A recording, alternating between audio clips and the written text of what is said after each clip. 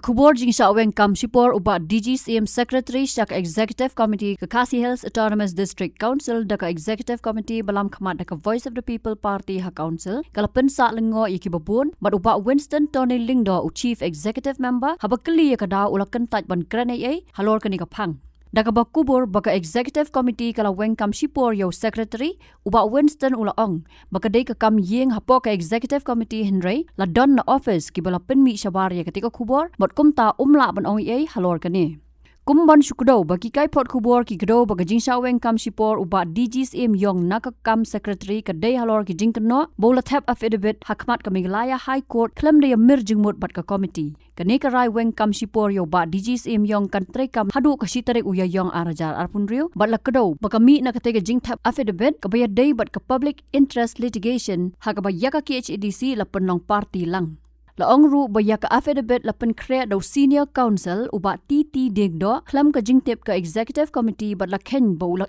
no ya ka kam na katega jingja. Halor ka Jingiehnoh kam uba TT Diengdoh uba Winston ulaong bo da tip han re ka la bandai na ki daw bamla kiar jong hi cement. Nakaliang jong ka EC ka jongi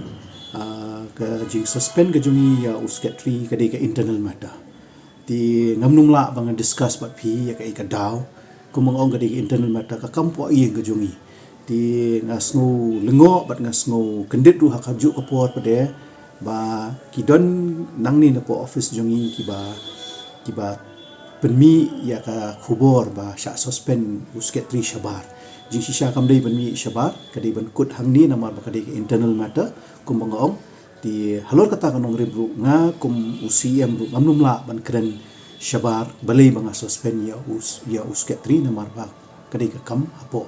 jongka district council pi ka daw ka ba i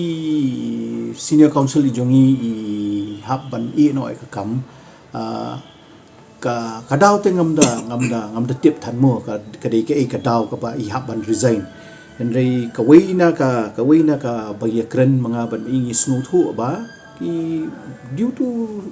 unavoidable circumstances nakaliang ka jong iru ka shithi no kam ka jong iru bei ai syang iru kalong bet ba kidaw ibam la kiar shu i hab ban i ngani ka kam ti kata ka dei ka weina ka daw ka ba i senior council jong iru i hab ban resign no na ka kam kum senior council nang ni na po district council Habatin pej bahagi ki shop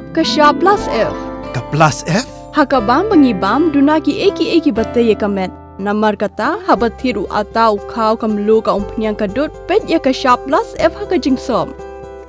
yaki nutrient kum ki vitamin bat ka iron la icon diat bat ka bathau bha kam khta I ka dur jing ki mar bam ka jing mat lani ka rukom shed yaki balehi banai kita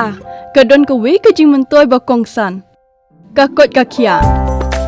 ka nutrition ba khambha ka jing im ba khambha pendon kam daki mar ba modon ka shop plus F menta kasni lawan ra shapi lingba ko office jong commissionerate of food safety Meghalaya